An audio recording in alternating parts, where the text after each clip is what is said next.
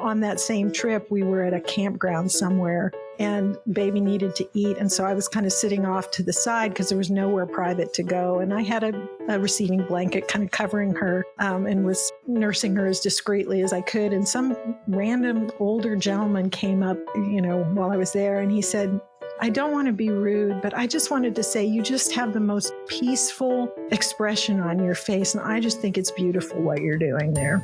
Balloons, bazookas, boobies, bosoms, boulders, cans, hooters, knockers, melons, honkers, jugs, rack, tatas, tits, torpedoes, guns, bust, doorknobs, coconuts, and our favorite one, the girls. Welcome to the All About Breastfeeding show, where your host, Lori, highlights mothers just like yourself and goes beyond the surface questions and digs deep so they share not only their joys and happiness in their daily breastfeeding life, but also their pain and struggles and how they worked through them.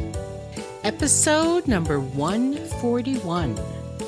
Welcome to All About Breastfeeding, the place where the girls hang out.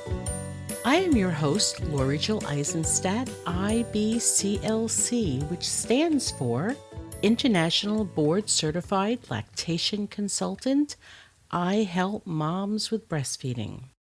I want to start off today's show by sharing something that has been weighing heavy on my mind. Every show, I ask my guests to share their stories. For many of my guests, I know that it can be a hard thing to do, as this puts them in a very vulnerable place. And typically, this degree of sharing makes my guests feel uncomfortable, and yet they are highly motivated to do so, as they think it is more important to share the truth and to educate other women than it is to keep quiet. I am going to put myself in a very vulnerable place with you. Nothing earth-shattering, mind you, but nevertheless makes me feel uncomfortable. I've had quite a few guests on this show that when asked the question, if you wrapped your arms around your postpartum self, what would you say to yourself? While the specifics of the responses have been different, the overall message has been pretty much the same. They are saying, this is one of the hardest jobs you will ever do, is to be a mom. Babies do not come with manuals or rule books. Others who are not in your place may tell you what to do and what worked for them, but you are your own very special person, and your baby is his or her own special little person. Overwhelmingly, almost everyone I've interviewed has said, take things slow. Be kind to yourself. It is okay to not get as much done as you would like to do, as you think you should do, and what others think you should be doing. Don't worry so much about what others think. Overwhelmingly, their advice has been that if they had to do it all over again, they would not be in such a rush to get back to their usual life. They would take more time to just sit on their couch and cuddle with their baby with no particular agenda of what they needed to be doing next. They would enjoy gazing at their baby and listening to their little noises they make and staring at their cute facial expressions they make. They would not be in such a rush to finish breastfeeding so they could get on to the next task. One of the most common words of wisdom my guests have said that they would do different is ask for help. Most of my guests have said they would have put plans in place to ask for help so they could get in some naps and take a shower more than once a week. They would have accepted meals and other help from loved ones. Many have said that they learned that it's okay to say no to people, and they definitely will with the next baby. It is okay to say I'm not ready yet to get back into the swing of things. It's okay to turn away visitors when you're not up to it. It is okay to admit that you're struggling, and that it is more than okay, and it's a sign of strength to actually ask for help. My guests now know that the reality is this is temporary, this time flies by so quickly, and that the things that you were in a rush to accomplish probably could have waited a while longer. I've been struggling with some work-related issues, and I've been pushing through, staying up until all hours, working through weekends, all things that I know are not good for my mental and physical health. Just as I did as a new mom, I convinced myself that certain things just had to be done. I made commitments to myself and to others. I am in a group of other business people, and we are holding each other accountable. While on the one hand, my husband laughs at me when I'm struggling and asks me why I do this to myself, I always have the same answer. As hard as it is, being in the accountability group helps me to reach certain goals that I set out for myself. And yet, try as I might, I realize that I'm failing myself. Just like when I was a new mother, I could clearly see that what I was doing was not working. And yet, I carried on because, because I thought I had to. And I'm ashamed to say that I wasn't reaching the goals and didn't want to tell anybody. As I was listening to my interview with one of my most recent guests, some of her words reached my very core. She said, "I don't even know why I felt the need to keep going, even when it was just too hard, and it was clearly not working. After all, I realized there's no boss giving me an evaluation. There was no one knocking on my door, giving me a trophy for a job well done." My guest who said this, she was Carrie Northington. And I want to tell her right here, Carrie, you are so right about that. There's no one knocking on my door giving me a trophy and saying, "Good job, Lori." These pearls of wisdom are good for us to hear, no matter what stage of life we're in and what we're doing. I felt like I was hit over the head with a ton of bricks as I related it to my current state of craziness. What am I talking about? Well, I'm talking about my new membership site that I've been talking to you about, all about mothering. I know I've been talking about it for over a month. I've asked you to check out my homepage. I've asked you to join, and I've told you that while the site was not complete, that you could still join. I invited you to be a founding member. I thought this would be really cool and a lot of fun for both you and I. I thought it would be cool to get input from you as I added on to the site. And each week, I think, this week, all the bells and whistles are going to be added to the site. Some really cool features are on the site for you to check out, and you're going to love it. And each week, it is a fail with capital letters.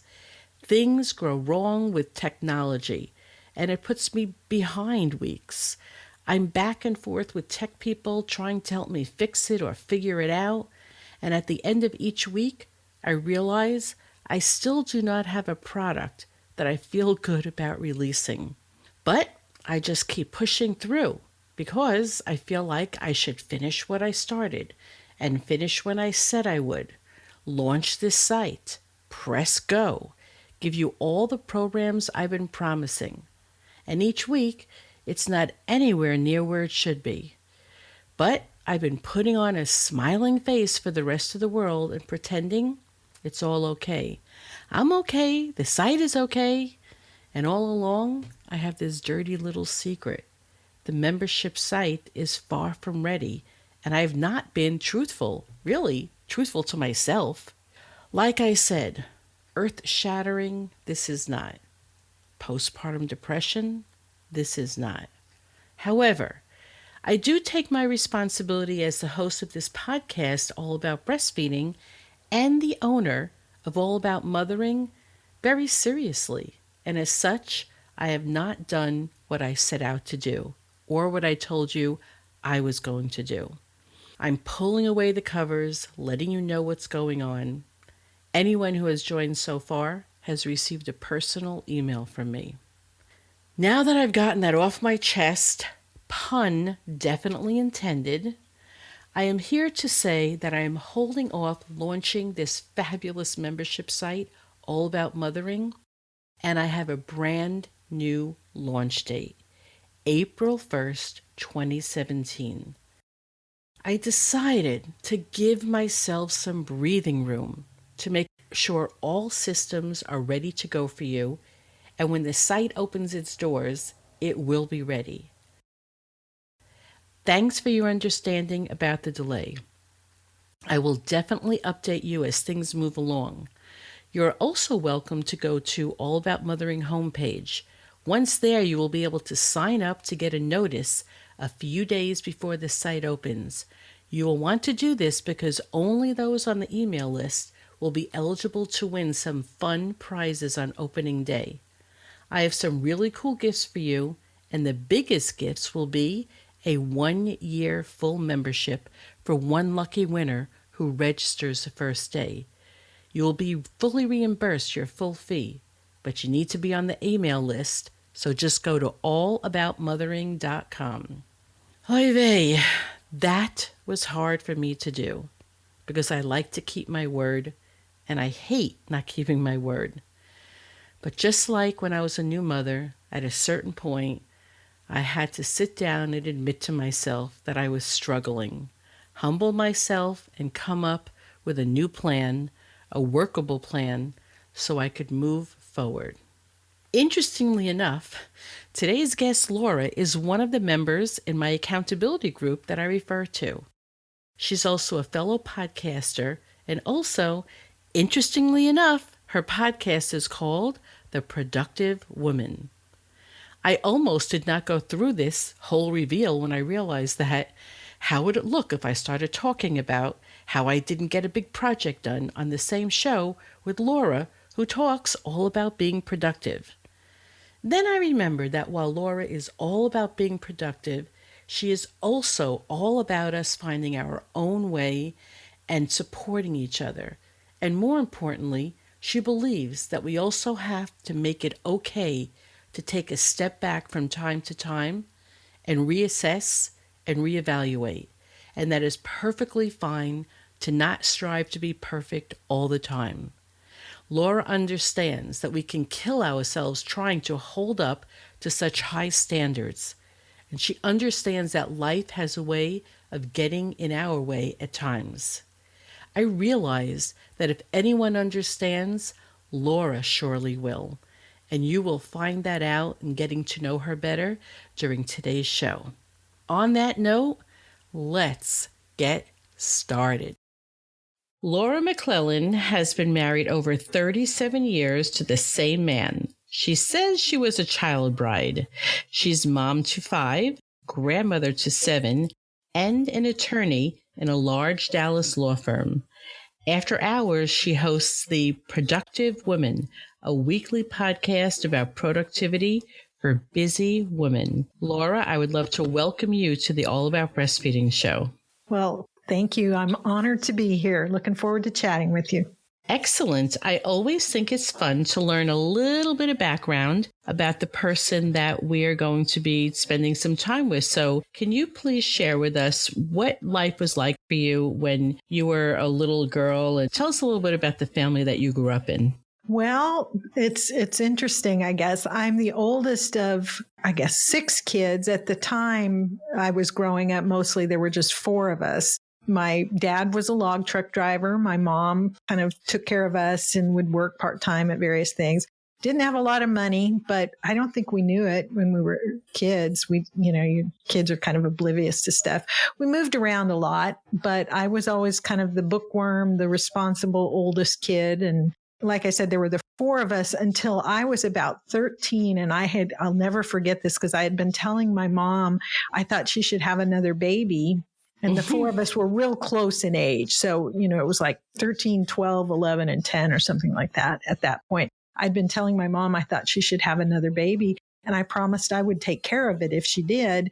And then around the time I was 12 or 13, she announced that she was going to have another baby. And I always thought she had done that for me. So number 5, my younger sister came along, and then a few years later, my parents divorced. And sometime after that, my mom remarried. And when I was 18, she had number 6, my half sister. So I'm not sure if that answers your question, but it was, just a big, noisy family. Yeah, no, it always makes it for interesting when there's divorces and remarriage and then siblings. And I mean, I find that I guess it's about 50-50 when people say it worked out really nicely and it was one big family and everybody was able to get along. Not only that, to thrive. And, for some others, maybe it didn't turn out so well. But it's always interesting just to learn about different families and move away from the traditional mother, father, 2 children picket fence, because it's just so long past that, right? Yeah, that's really true. And in our case, while I loved my dad, looking back as an adult, he was an alcoholic his entire life. And so although he was a high functioning alcoholic in that he worked very hard as a log truck driver, he worked long hours and all that, but we moved around a lot. He was always one of those who thought the grass was going to be greener somewhere else. And so we moved many times, and being kind of a quiet introvert bookworm, it was always really hard for me when we moved. But my mom did a great job of kind of making home for us wherever we were. And yeah, and as an adult with your own children, you can appreciate how difficult that must have been for your mother. Yeah. And we've had conversations about it since then. She now lives pretty close to where we live outside of Dallas. And, we've talked about what life was like for her. Because, as a kid, you don't think about any of that. Right. It's all about me and how am I experiencing this. But, as I grew up and became a mom myself, and now, I've got adult kids, it really kind of hit home to me of what a challenge it was for her to be raising those kids, all of us kids, in many ways kind of by herself. Because my dad, like I said, he came home at night, but he was a dreamer, and it was a traditional family in the sense that my dad didn't really do much around the house. Yeah, well, he worked hard, he brought home the money, and then probably almost everything else was left up to your mother to do. Yep, I think that's really the case. And she really was the glue that held the family together all those years. And I find it is actually kind of interesting and fun that as we get older, I know I get more curious, and then I start asking my mother more. Well, I start saying to her, well, how did you and why did you? Yeah. And I'm looking at it from an adult point of view and a mother of children's point of view now. And you get to look at your parents in a very different way, too. Very much so. So the bookworm in you, so you are an attorney now. Is that something you always dreamed of becoming? It really wasn't. It was something that never occurred to me until, maybe when I was in high school, and an English teacher that I had commented that she thought I'd make a good lawyer because I love to read and I like to talk. And I guess I was a pretty good arguer even when I was in high school. But at the time, I thought, well, that would be cool, but people like me don't become lawyers. That's for rich kids. And I was not a rich kid. As I said, we grew up moving around a lot, never had a lot of money, and I wasn't even sure how I was going to go to college other than I was hoping for scholarships. So it just never occurred to me. And I didn't actually go to law school until I was in my mid-30s and already had 5 kids. I did everything kind of backwards. Well, sometimes backwards works out for the best. I think that's true. One of the things I want to share with my audience is that I'm so incredibly interested in talking to you for many reasons. And one of them is a bit of a selfish reason in that I remember when we connected and you were like, well, my kids are older and, what can I really bring to the table here? And I think that you could bring so much just information and take a look at things. And in hindsight, you can take a look back at, the way that you mothered your children. And we're going to be talking about breastfeeding and birthing. And there's so many times when mothers, we are just so much in the thick of it. Like when my kids were younger and I was doing different things differently than the next 5 women or than my parents thought I should be doing. And I would always say, they would always challenge me. And I would always say, you know what? I don't have any guarantees. I don't know how this is actually going to pan out, but I just know that it feels right for me. Mm-hmm. And when I was doing different things like breastfeeding for a longer period than anybody ever thought, the kids were sleeping with me, various other things. It was like, you're going to have these dependent little children. They're never going to want to go to school. They're never going to leave your apron strings. And my parents could totally see that they did. And there were definitely times when, I questioned things as I parented them because you just don't know. And I Yeah. think a lot of mothers now, I know, and not that I think I know, because they're constantly questioning, if I breastfeed my baby for this long, will they really become dependent?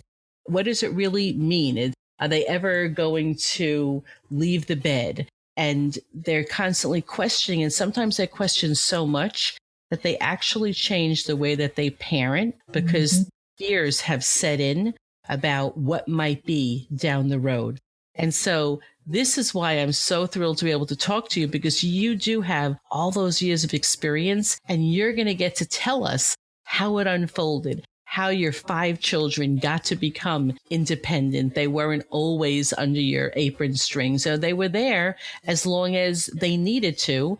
And then on their own time, they did fly out on their own, and how it all does work out. So when we are more of I never even used the words when my kids were young, but the most common terminology now is when we're attachment parenting, breastfeeding our kids, keeping them close, maybe sleeping with them, all those kind of various attachment parenting things, baby wearing. Parents do worry that their kids will be too dependent upon them. And I know that you got stories to tell, and you're going to tell us a bit about your kids, and maybe even if you had insecurities about how you were going about things. So I just want my audience to know that I'm thrilled to be able to talk to you, thrilled to be able to hear your experiences. And the first thing that I would like to talk about, I always ask my guests, have you ever had the conversation with your mother and asked her if you were breastfed? I never have. I didn't have a chance to, when you sent me kind of a heads up of what some of the questions you might be asking would be, I thought, I don't know the answer to that. I'll have to ask my mom. And I haven't had a chance to talk to her about it. So I don't know. I'm guessing no. I was born in 1960, and it was pretty typical to bottle feed and those sorts of things back in that day. And I don't remember her breastfeeding my younger sister that was born when I was 13. So I'm guessing I was not. Okay, well, it'll be one of those things that you're going to do one of those, by the way, on your next phone call, I bet. That's right.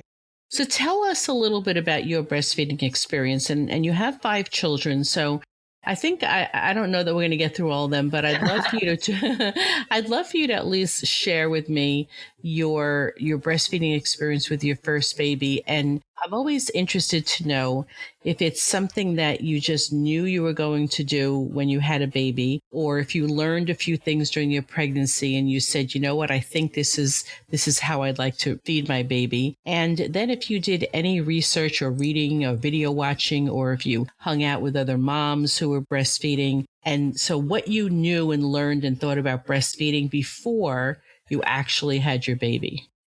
Yeah, that's a great question, because as you know, I married young. Mike and I were 18 when we got married, and we were 20 when our first child was born. And I was not at home at that time. So my mom was not the biggest influence on some of these decisions at that time. But I still have a friend named Vicky who was just a few years older than me and was married before I was, had her first child when I was still in high school. And she kind of became my role model as to what I thought a mom should be like in a lot of ways. I sort of learned from her how to be a young wife and then a young mom. She breastfed her child, and that was the big influence on me. And so I think it never occurred to me that I wouldn't breastfeed, because if it was what Vicky did, I was sure it was the right thing to do.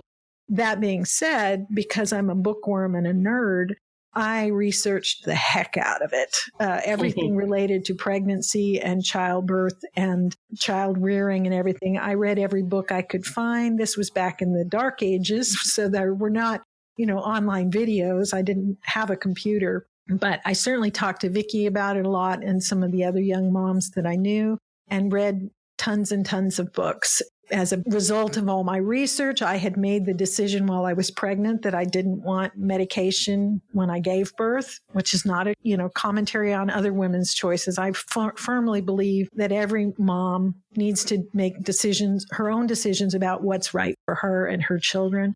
And I got no judgment on anybody else's choices. But for me, I'd made a decision that I didn't want, drugs when I was giving birth, and B, I was going to breastfeed my child. And, those were just my decisions. Now, Laura, I'm curious, and I totally get that you're not judging anybody, nor should anybody else, and I totally agree. I am curious, do you remember what it is from your reading that you said, I really want to avoid drugs during labor? Well, because every bit of research that I had done, and it's gone on for years after that, because I don't think you know this, but for a number of years before I went to law school, I used to teach childbirth classes, labor assistant and stuff. And so I did a lot of research. I haven't looked at any new research, but back at that time, even the American Academy of Pediatrics statement on it was there is no drug that has been proven to be safe for an unborn child when taken by its mother during pregnancy and labor. That was what I'm quoting from what I knew of what the American Academy of Pediatrics was saying at that time. And I just decided for me that I did not want to take the chance of taking a drug that was going to cross the placenta, get into my child, and if something went wrong with that child, to never know if it was because of something that I took for my safe, my comfort. And so I did a lot of practice and studying and all that sort of thing to learn other mechanisms for coping with the pain of childbirth. That was my decision, that I felt like it was the right thing, the best thing for my child. And again, I don't want to condemn anybody else. I don't want to come across like I'm passing judgment on other people. I totally get it. Like I said, I taught childbirth classes for years. I've been with lots and lots of laboring women and have gone through it 5 times myself. I get it. And if you feel like this is the right choice for you, then everybody needs to do what they think is right for themselves and their child. Right. And I'm in total agreement, because I've taught childbirth classes for years and been a birth doula. And I think the hardest part is that we are so worried and concerned about making the next mom feel guilty, which is never our intention. Right. That what happens sometimes is that the informed decision kind of gets pushed aside because we're afraid of making people feel guilty. Yeah. And so I think, you've qualified yourself several times. I totally get it. I think the audience is getting it, that, this is your personal choice based on what you've learned. But I also think it's always like I already knew the answer because I've been a childbirth educator, but I like to hear what other people have learned and why they made those decisions. And you said your friend Vicky, it's almost as like if Vicky was doing it and you respected her, it was something that you were going to seriously consider. And if you didn't have a Vicky, you may have been floundering a whole lot. And so I think it's nice for moms to hear, like, you are the Vicky. So they're hearing you talk about how well researched you were, why you came to certain conclusions. And I like to be able to share that with the audience, because I'm always looking to give people things to think about. So thanks for answering that question. Yeah. And there's some the fact is, and this because of what your own experiences and the work you've done, I think most young women of childbearing age in the 21st century are absolutely terrified of giving birth. And they want to and what the experience is going to be like. And they want to grab on to anything that they think is going to help them survive that experience. And when people and doctors and everybody else are promoting, whether it's the epidural or whatever, is this is going to solve this problem for you and it's going to be fine, it's easy to grab onto that. There's relief there. The rest of it I don't want to know about, sort of the don't ask, don't tell philosophy of childbearing. And sure, I think you can't make an informed decision unless you have all the facts and all the information, and then whatever decision you make can be informed. Right. So you're just like me. You're all about giving the information and then, remaining unbiased as to non-judgmental as to what other people's decisions are. And then when we're birth doula, et cetera, then we respect their choices and help them to do whatever it is that their choice is. And I was fortunate because I was able to find, by doing my research, that there are other ways to cope with the experience of giving birth outside of drugs that for me were too risky. Now, I'm going to guess because X amount of years ago, there was probably, thank you, Dr. Lamaze on the shelves. I think Bradley was probably out at that point. So yeah, I taught the Bradley method. Okay, yeah. So you used a lot of deep breathing and positional changes and all that for relaxation techniques, right? Yes, yeah. Perfect. And training the coaches. That was the big piece of it. Whether it was dad or a friend or a sister or whoever, everybody who came to my classes brought somebody with them that was going to be their coach. And my biggest job, I felt, was training the coach of what the alternatives were and here's what's going to happen. Here are some tools you can use to help her through that. Right. And we're going to get into it a little bit more, but I would also tell people that this is for the birth. That is what we were focusing in on. But there's going to be breastfeeding afterwards. There's going to be postpartum afterwards. And there's going to be many other opportunities for you to use these skills in addition to the 24, 36, 48 hours that you're in labor. So, pay attention because these are great life skills. Oh, yeah, absolutely. Because you could use the relaxation techniques you use to cope with contractions come in real handy after the birth when baby latches on and your nipples are sore or when your uterus is contracting or any of those things. I use those same breathing and relaxation techniques during those times. Oh, boy, did I use it when my uterus was contracting. So tell me a little bit about your first baby, what their name was, and how the first couple of days of breastfeeding went for you. Well, our oldest child is Rachel, our daughter, oldest daughter. Boy, the first couple of days of breastfeeding, I had talked to the nurses, knew that was my plan. And I'm trying to remember way back because she's 35 years old now and a mom herself. But I do remember the nurses were very helpful for me and getting her to latch on. She kind of knew what to do. And I think the fact that I had, there had been no drugs in our system helped with that. She was alert enough and able to latch on. But, it was something new for me I hadn't done. And so the thing I remember the most vividly from that, there's two things, actually. One of them was, after a day or two, my nipples getting sore until they toughened up enough.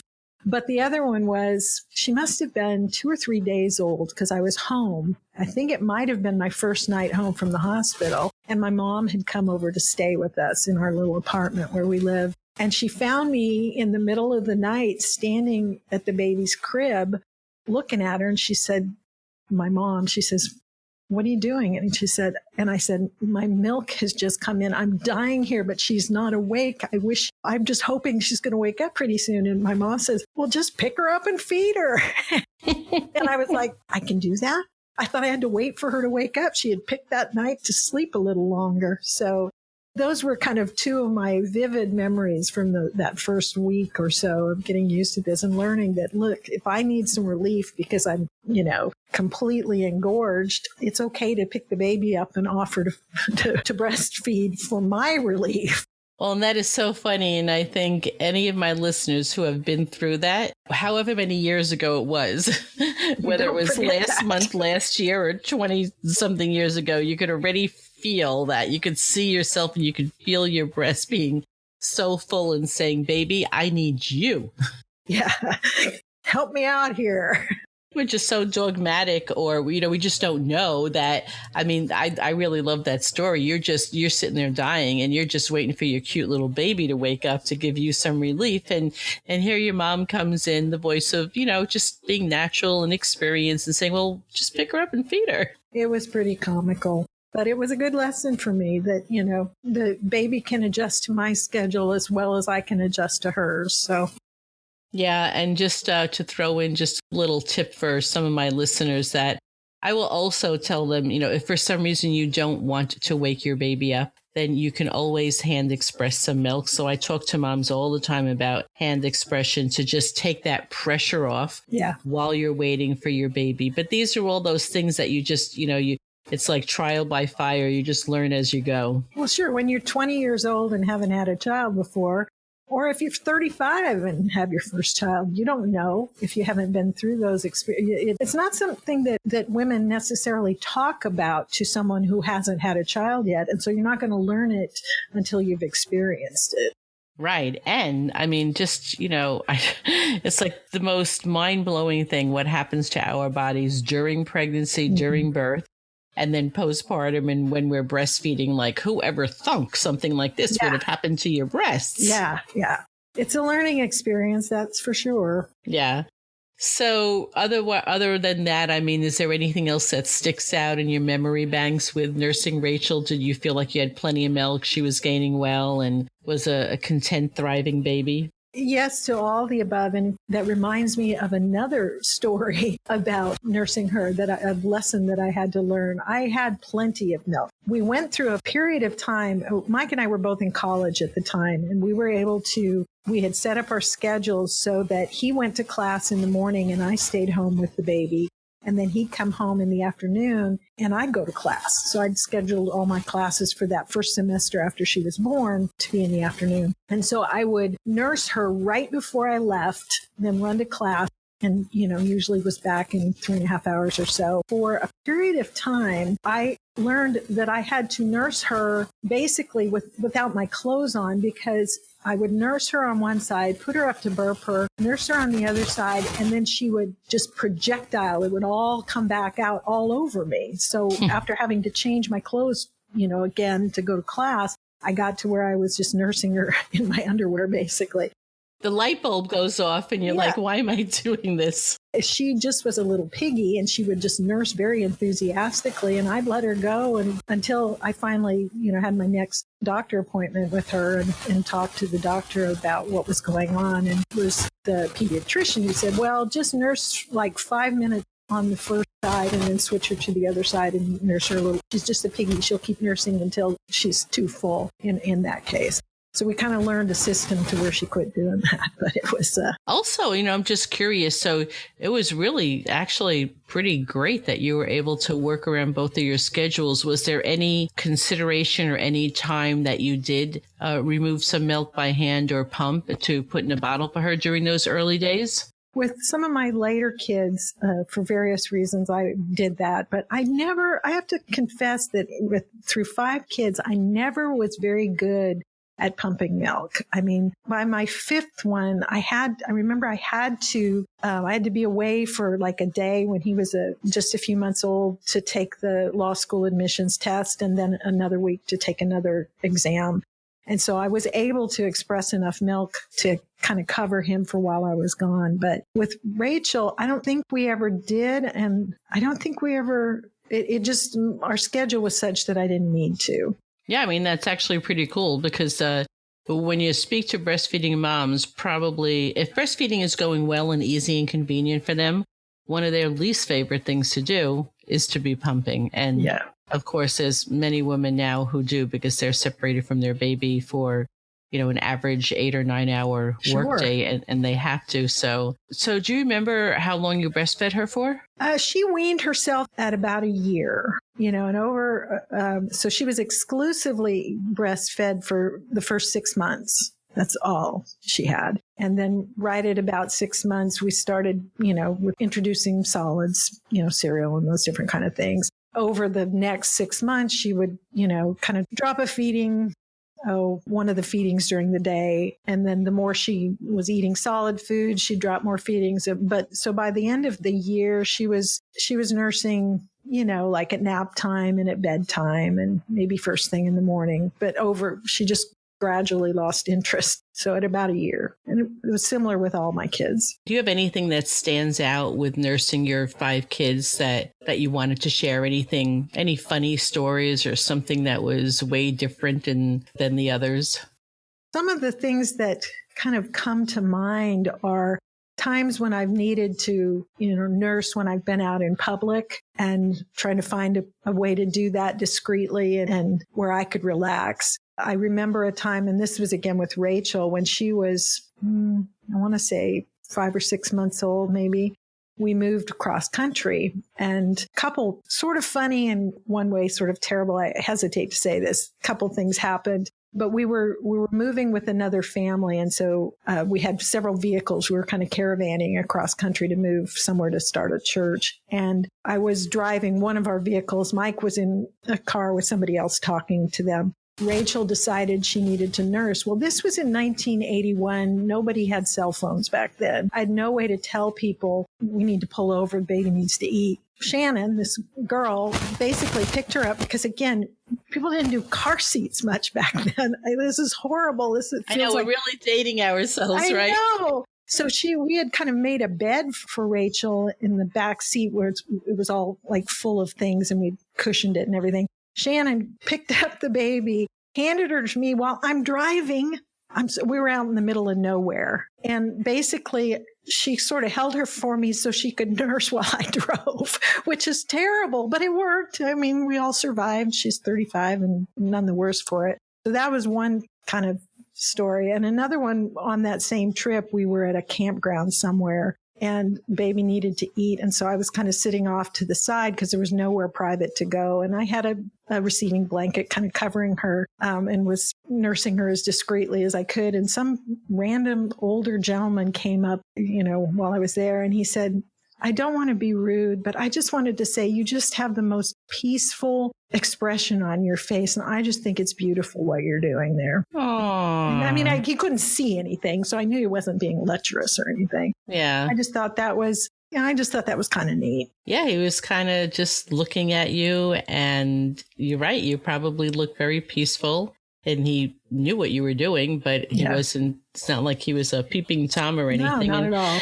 It's the same thing. Like, I remember my father, he didn't know anything from breastfeeding women because his wife, my mother, didn't, and nobody else in his world ever did. And when I started breastfeeding my baby, I remember he started to think about things. You could see the wheels turning in his head, and he was like, I bet you there are many times when I just smiled at a mom and I said, oh, your baby is so beautiful, or you look so peaceful, because he would do those things. And he would say, I bet you half of those times they were probably breastfeeding their baby. And I didn't know it.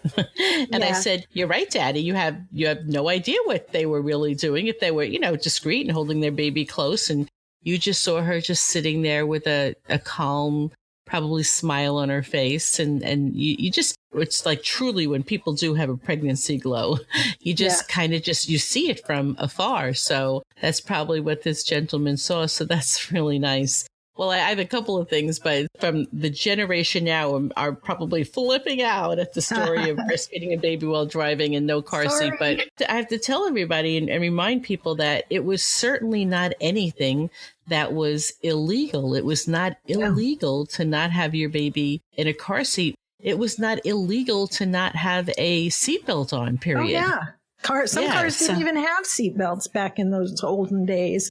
Exactly. So I'm not recommending what I did. You're a mother of 5 and you're a grandmother of 7. So now, knowing what you know now and that it's the law, you would never, ever put one of your grandchildren in your car without being buckled in the proper car seat, etc.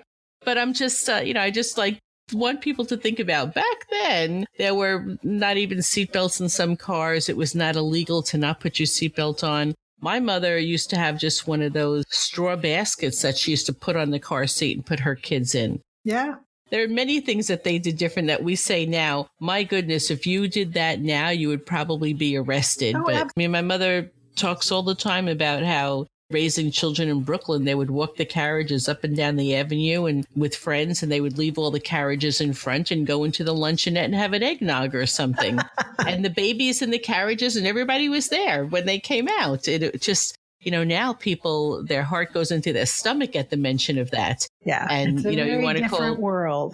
A very different world. I mean, you'd want to call CPS on them now, but it's a very different world. So I can picture you driving down very desolate roads with the baby being held at your boob and breastfeeding her, letting her get her meal, and then putting her back on the chair in her blankets. And it wouldn't have been my choice, but I literally had no way to signal. We didn't have cell phones. We didn't have GPSs. I didn't have a map in my car. I was following the cars ahead of me. And it just happened when that occurred, I was the last car there were like 3 or 4 cars driving. And if I had pulled over, they might not have seen me. And I had no idea how to get where we were going. So, yeah, you had no choice, but you also probably also didn't think too much of it. Your probably biggest question was, well, how am I going to hold her and drive? And your friend solved that one. So there you go. One does what one must, I guess. Yeah. So, we're talking about many things that are different from then and now. And so, when you were raising your kids, were you around other people, or were you getting influenced by anybody? Maybe it was even your own fears, like you're breastfeeding your kids, because a lot of people continue to hear even now that they need to stop breastfeeding by a certain point. Otherwise, their children will never drink from a cup, or they'll never want to go away to kindergarten. They're just going to be these dependent little people if you keep them close, if you sleep with them in the same room. So is there any things like that when you were raising your children that you had concerns about, that you kind of look back now and think, I didn't even need to worry about that all those years? Well, again, I point to my friend Vicky and some other young moms who were, a few years ahead of me that I watched and learned from. Of course, I worried. I think it's what we do as moms. We're always afraid we're doing it wrong and that we're going to ruin our children's lives if we make the wrong choice. Now, I think there's dads care about their kids too, but it's a different experience for them. I don't think they second guess their every choice the way we do as moms, and especially as young moms. And so there were lots of things I worried about. Am I doing this right? Breastfeeding for the period of time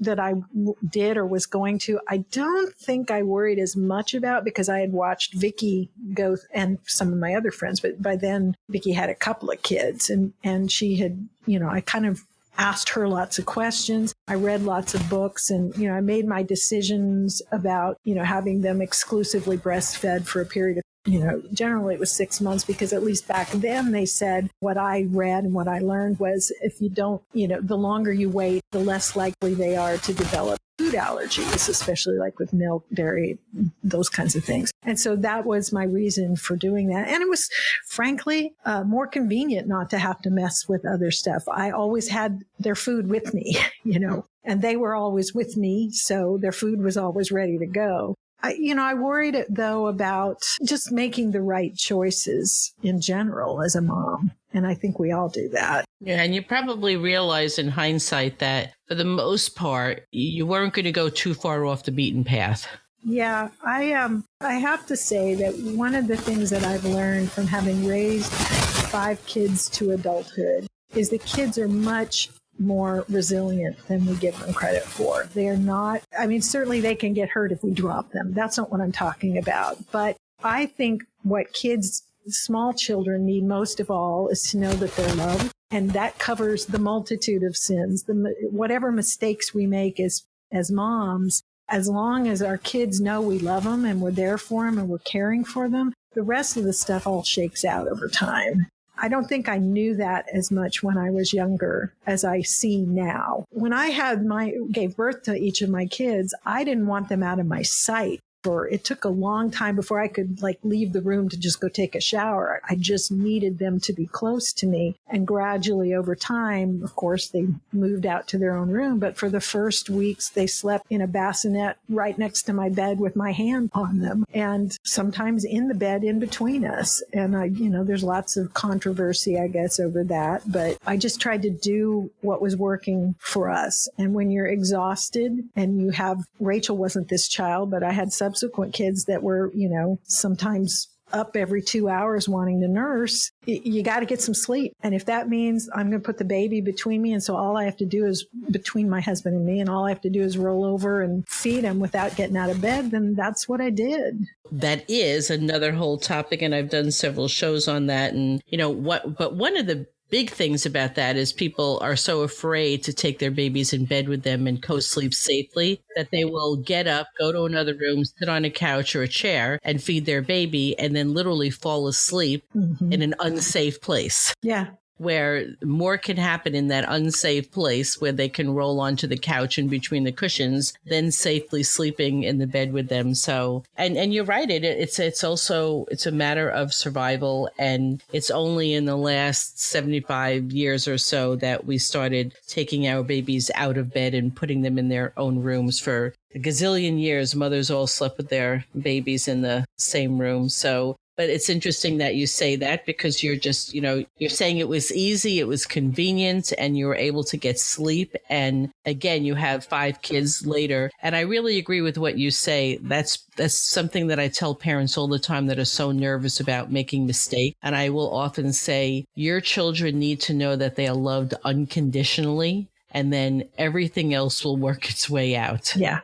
I could not agree more. The one thing I know about parenting, that I know for sure, that kids who know that they're loved, the rest of the stuff is all going to be okay. I actually asked my kids recently, nowadays everybody's connected by texting and stuff. And I sent a group text to my kids just asking them, and they're all over the country now and they're adults and 2 of them have kids of their own and stuff. And I asked them, I know Dad and I made lots of mistakes when you were growing up. Does anything come to mind that we did right? And of course, because they're our kids, there were some really sarcastic answers to start with. But then my older son, Matthew, who's 34 years old and sailor in the United States Navy, and he's married and has 3 little boys of his own, he made a comment about how he remembered certain things that we always did together, that we always, we ate dinner together, or the other kids piped up with, yeah, you always took us with you wherever you went. I never felt like we were in the way. We just always did stuff together. Those were a couple of the things that they said that really kind of surprised me, especially coming from my sailor son,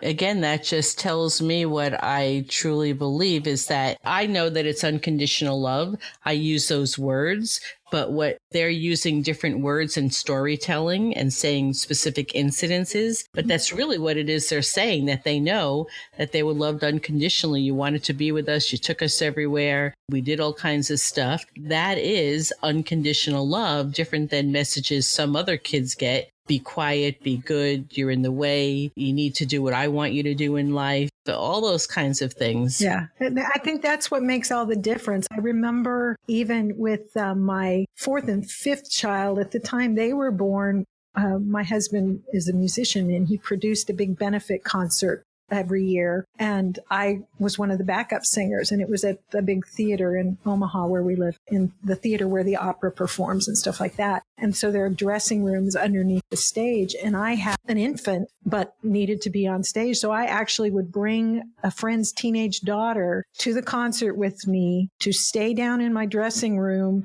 and look after the baby. So he or she, because 4 and 5 are a girl and a boy, were right there. And in between acts, when there was a break, I could run down there and nurse them if they needed to be nursed. So they grew up in situations like that, in the dressing room at a theater with other performers coming in and out. And they knew they were part of our life and the most important part of our life. That is such a perfect example in what we're trying to get across to parents who might be nervous about different ways of parenting, is that really the kids are they're like your right arm or your right leg while we're raising them, and they're just part of the family. They don't need to be separate. They should be pretty much, able to go mostly any places with you and to do mostly anything, reasonable with you. And I think we just have so many worries. And I know a lot with breastfeeding moms that I work with, they are so overly concerned, and part of it is them, but part of it is what I think their perception of others, because I think in many ways we are not necessarily the most family friendly United States anymore. I think that, that causes problems. So I get asked things like, one of the latest ones is I have to go to my husband's Christmas party, and so I'm going to need to pump and leave my baby. And I think like many years ago, it may have been you brought the babysitter with you who watched the baby along the side. And, whether people want to do that or not, I think there's also some people who think, well, that's not a choice because this is an adult Christmas party and they probably won't welcome my child. And what I'm saying is that's when I say I don't think we're as family friendly as we used to be, because that's exactly what you might have done in that instance. I imagine if that were you, you would think, oh, well, okay, so I think I'll need to hire a babysitter for the night to come along with us to watch my baby and, along the side, and I could be with the adults and they can be watching the baby, maybe right alongside us, but I can still have my fun and be available to nurse the baby when I need to. And it doesn't have to be a whole big thing. Well, and there's a perfect example of that with our middle child, who was of all my kids, kind of the biggest challenge as an infant. He was, and there are reasons why I think that might have happened that had to do with his birth. When he was just maybe 3 or 4 months old, my husband had a contractor invite us to fly to Chicago to come to their company holiday party because he had hired them for a bunch of work and they wanted to thank him. And they invited me to come along. And of course, the baby had to go.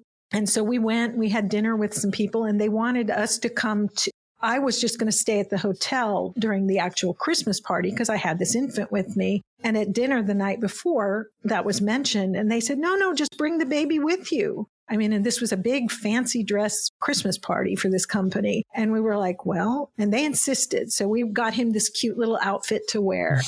We dressed up and we go to this party with all of these, turned out a bunch of pretty wealthy, older, distinguished men and women, all in their fancy sequined outfits and stuff. And here we came in with this baby and all of these women were like taking the baby and carrying him around with their hairdos and their sequined gowns, wanting to carry the baby and show him to each other. And that was a perfect example of a very child-friendly, family-friendly event. So no babysitter. It's like everybody was the babysitter. Everybody was like, oh, here, let me hold the baby while you eat. Mm-hmm. I don't know how much of it's a cultural thing because as it happens, that company was owned by a Greek family. And I think the Greek culture, at least back then, was very family oriented. And maybe that was some of it. But there was no question in their mind of why is this woman here with this infant? They were just, he was part of the party, part of the entertainment, I guess. That story makes me very, very happy to hear. And that's really what I'd like to see happen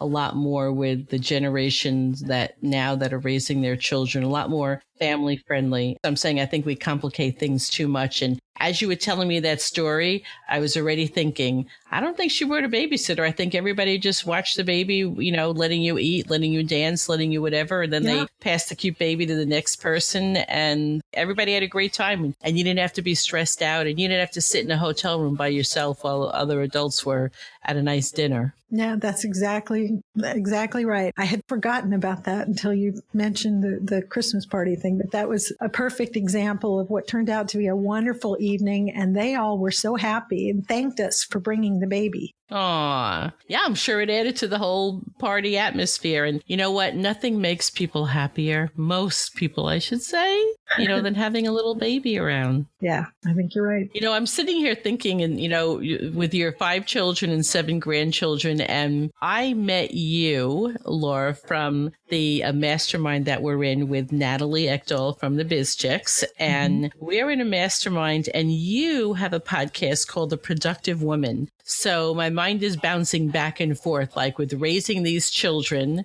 and being the productive woman. I want you to talk a little bit about your podcast and your business. And so I don't know if your podcast came as a result of everything that you learned when you were a mom and an attorney and raising children and trying to fit it all in, or did you incorporate things that you learned and taught yourself? Or was this all way after the fact that you started to learn in your adult life how to be different tips and tricks on how to be productive as a busy person? Well, that's such a great question. I mean, frankly, I have always been kind of a productivity nerd. Even clear back in middle school, I would, go to the library and check out books about time management. And I've always loved calendars and checklists and stuff like that. And so it's just a natural interest of mine. But I think it turned out to be a really good thing because when you are raising 5 kids, and then going back to college as an adult with 5 kids in law school and doing all these things, you've got to be pretty organized and you've got to have some tools in your toolbox for managing the demands of being a mom and a lawyer or a mom and a student and a wife and, all the other things that I do. So I certainly did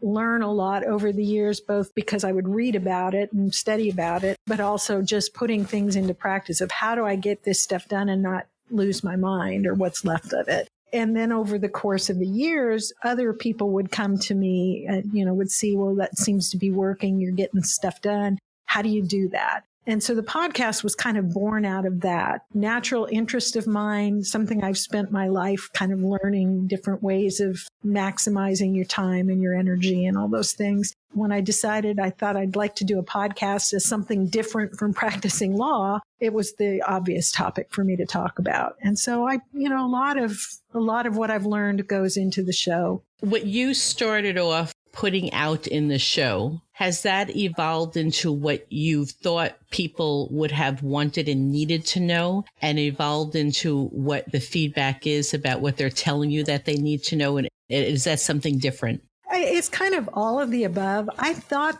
when I launched the show that it was going to be more about nuts and bolts of about how to set goals or what calendar to use and how to manage your time. And I do a lot of that, but from the feedback from listeners and my own life experience, it has turned into where a lot more of the show is about mindset kinds of things, because productivity really starts with a mindset. Although I never have intended to exclude men from the conversation, I feel like women have a different experience of productivity issues than men do. The concepts are the same across the board, and the tools, many of them are the same, but women experience it differently. And this goes back to what I said about, how we feel as young moms. There's something in us as women often that we feel like whatever it is we're doing, we're not doing it right. And so a lot of what I talk about on the show is encouraging women that, listen, if what you're doing works for you, then it's right. It's fine. There's no law that says you've got to use this app or that approach. And I feel the same way about parenting, that if it's working for you and your kids are thriving, then it's fine. Men don't seem to get as hung up on, is this the right way to do it, as women do. They seem to just intuitively feel like, well, if it's working for me, so it must be fine. Whereas we're always second guessing every choice we make. So a lot of the podcasts now, we get into those sorts of mindset things of what does it mean to be productive, and how do I define what's the right way to do things for me?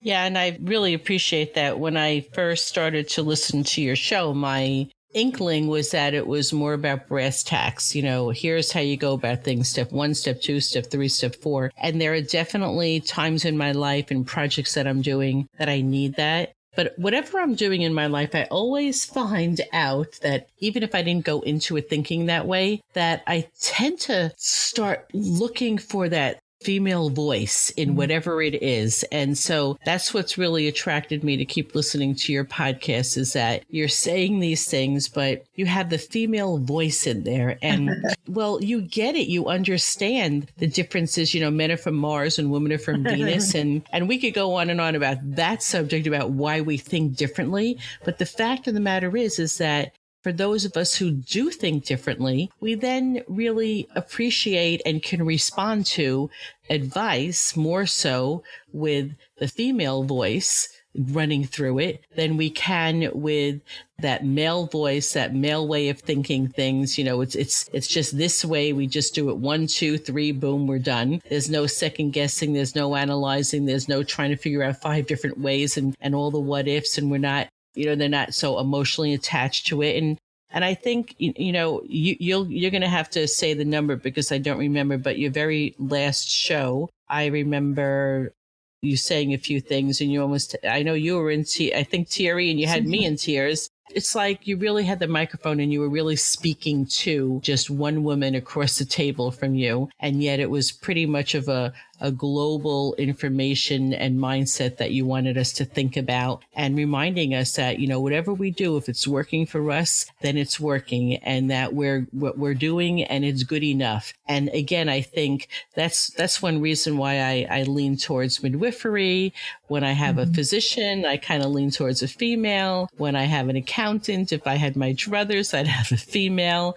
And I'm not saying that always has to be, but I just find that there's something missing there when that's not it. And I really do enjoy all the productivity tips that you do share, but that it is with that female voice there. Well, and I think there's some real truth there. My observation has been, and there are lots of people who want to talk about the productivity space, lots of people teaching about that. There's a preponderance of what I would say youngish male men speaking about this.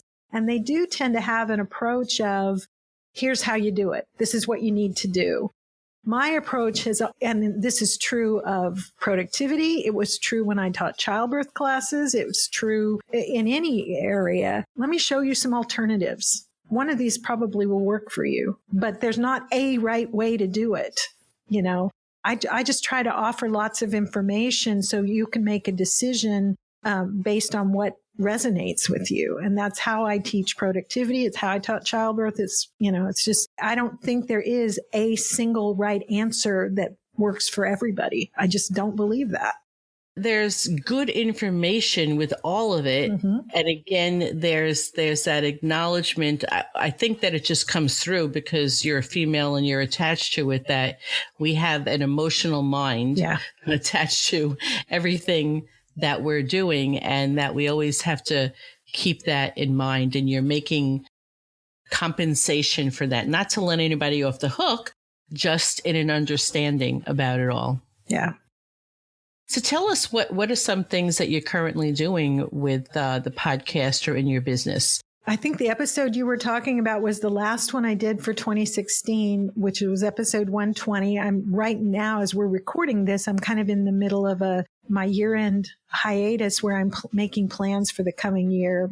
Intend to keep putting out new episodes of the podcast. This year I launched mastermind groups, productivity mastermind groups that are just small groups of women. I don't accept more than 5 in a group, that we meet weekly for 12 weeks online, you know, in a video conference kind of thing, and encourage each other in accomplishing the goals that each woman sets for herself. And I'm loving doing that. Those are, you know, they're paid mastermind groups. I facilitate them, and the women really hold each other accountable and support and encourage each other in a way that I'm just loving. And I've gone through, I think, 2 sessions of those, multiple groups, and the women who have met in these groups are still staying connected and still encouraging each other, even though our mastermind has ended. So I love that. I plan to keep doing that in the coming year, and I have some other projects in the works. I'm working on a goal-setting workbook that I hope to put out in 2017. Just watching and, you know, interacting with the listeners and seeing how I can better serve the women who listen to the show.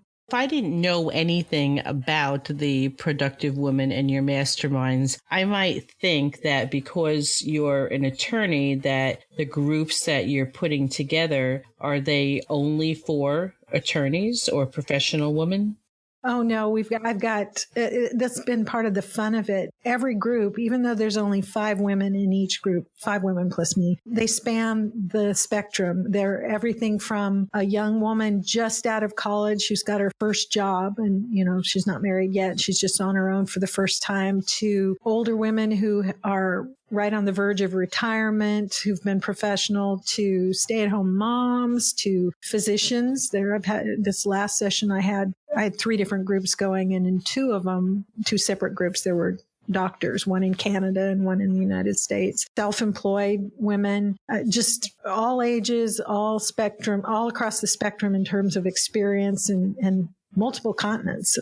I've had some women from Australia in one of the groups, and this coming January, when this airs, I'm not sure when you plan to publish this, but in the beginning of 2017, I'll have women in those groups from Australia, from Ireland, from Canada, and various states within the United States. But really, that's one of the advantages of the group, is you've got different experiences and different age groups and different backgrounds bringing their perspective to whatever your productivity challenge is, or your life challenge that you want support in. I mean, there are many things about loving groups that I'm in that have people from all over the world in it. Probably the biggest thing is it just continues to help me reduce judgments about what I have about other people and the lives that they live. Once I start to learn about their life, their challenges, their culture, their relationships, their working habits. And because otherwise